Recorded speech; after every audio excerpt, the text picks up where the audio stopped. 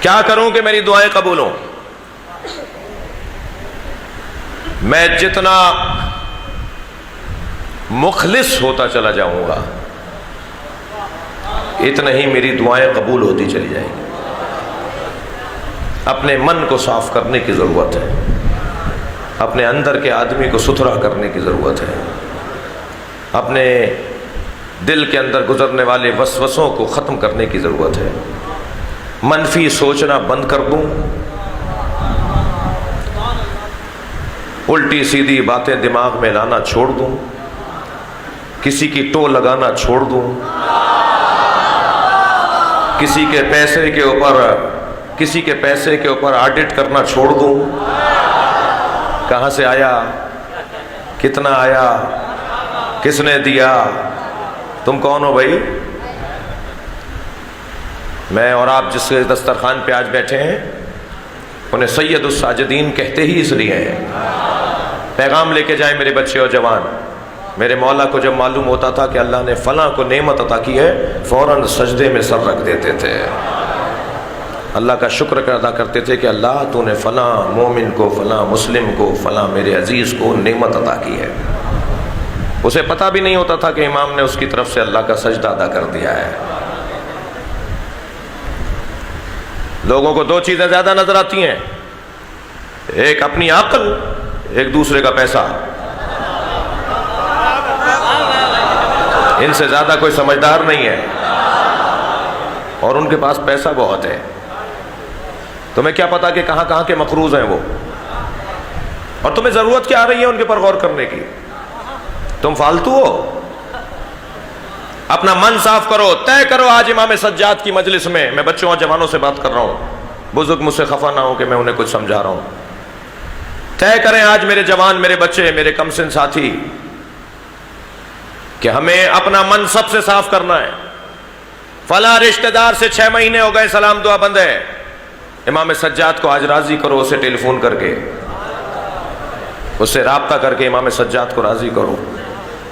میں امام سجاد کی مجلس سے آ رہا ہوں، ممبر سے پیغام یہ دیا گیا تھا کہ رشتہ داروں سے تعلقات کو توڑو نہیں، تمہارا وہ کردار رہے مگر میرا کردار یہ ہے کہ میں تم سے تعلقات کو اچھا کرنا چاہتا ہوں۔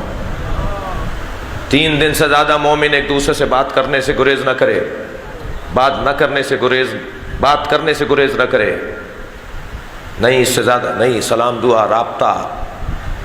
عزیزان گرامی، اپنا من صاف کرنے کی ضرورت ہے، اپنے آپ کو سچا کرنے کی ضرورت ہے۔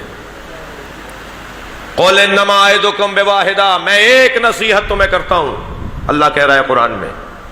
آیات تو 6000 سے زیادہ ہیں مگر نصیحت صرف ایک دفعہ ہی کی ہے اس نے۔ اتنی آیات میں اس نے نصیحتیں بہت کی ہیں مگر انہوں نے نصیحت نہیں کہا، صرف ایک نصیحت تمہیں کرتا ہوں، ان تقوموا للہ، اللہ کی خاطر زندگی گزارو، مثنی و فرادا، مل کر یا تنہا رہ کر۔ میرا ہر قدم مجھے جواب دینے کے لیے ہو کہ یہ اللہ کی خاطر اٹھ رہا ہے یا نہیں۔ بہت ساری چیزیں اپنے گھر میں سجانے کی ہوتی ہیں، اچھے مناظر آپ توغرے بنا کر لگاتے ہیں، قرآن کی اس آیت کو بھی خوش خطی میں لکھوائیے، بڑے فریم میں اسے اچھے فریم میں کر کے اپنے گھر میں لگائیے۔ سورہ تکویر کی آیت ہے، فَأَيْنَ تَذْهَبُونَ، کہاں جا رہے ہو؟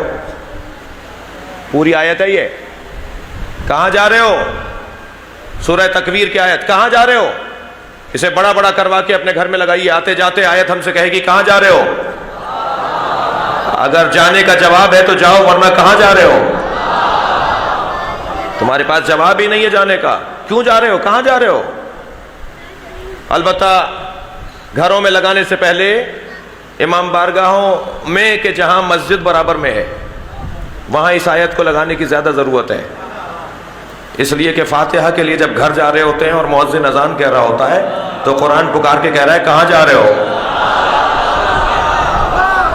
کہاں جا رہے ہو؟ کھانا کھانے جا رہے ہو؟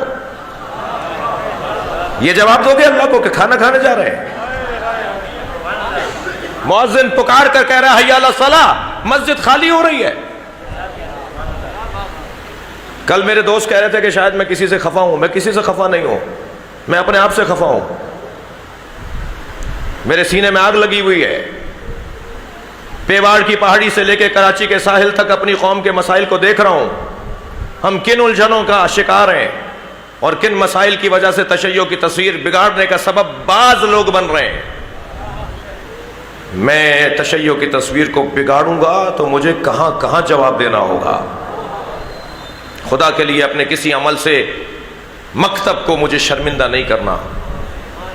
لوگ دیکھ رہے ہوتے ہیں کہ شیعوں کے مسجد سے اذان ہو رہی ہے اور یہ مسجد سے باہر نکل رہے ہیں. کہاں جا رہے ہیں جی؟ فاتحہ کی رسم میں جا رہے ہیں. ارے بھائی، بڑے بوڑھوں نے ہندوستانی خاندان میں یہ مشکل ہے، میں بھی اسی خاندان سے ہوں. شاید پہلے وہ مغرب سے پہلے فاتحہ اس لیے رکھی جاتی تھی کہ بھائی لالٹینوں کا دور تھا، چراغوں کا دور تھا، جی اندھیرا ہو جائے گا، یہ گاؤں کیسے لوٹیں گے، تو دن چڑھے اور دن اترنے سے پہلے فاتحہ کی رسم کر لو تاکہ لوگ اپنے گھروں کو چلے جائیں. یہ کوئی قرآن میں آیا ہے؟ کسی حدیث میں آیا ہے کہ مغرب سے پہلے ہی فاتحہ ہوگی؟ میں مجلس میں بیٹھی ہوئی خواتین سے کہوں گا کہ اللہ نے آپ کو مردوں سے زیادہ دین کا جذبہ عطا کیا ہے. یہ مسئلہ بھی آپ کی وجہ سے ہے. اگر آپ اپنے مردوں کو کہہ دینا کہ فاتحہ نماز کے بعد ہوگی تو مردوں میں جرأت نہیں ہے.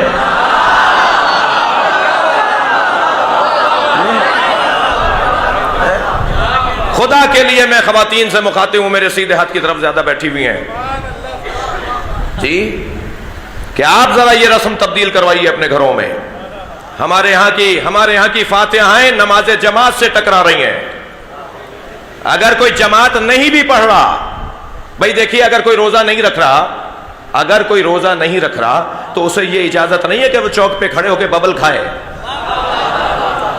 اس لڑکے کو یہ اجازت نہیں ہے کہ وہ چوک پہ کھڑے ہو کر کوئی ٹافی کھائے. تم نے روزہ نہیں رکھا تو تم چوک پہ کھڑے ہو کے ٹافی کیوں کھا رہے ہو؟ تم روزہ نہ رکھنے کا تو ثواب عذاب تمہارا تم جانو، تمہارا اللہ جانے. یہ بے حرمتی کرنے کا جو تمہیں گناہ ملے گا. میں نماز نہیں پڑھ رہا، میں نماز جماعت سے نہیں پڑھنا چاہتا، میں مولانا کے پیچھے نہیں پڑھنا چاہتا، تو کم سے کم نماز کی توہین تو نہ کروں. صلوات پڑھیں محمد و آل محمد.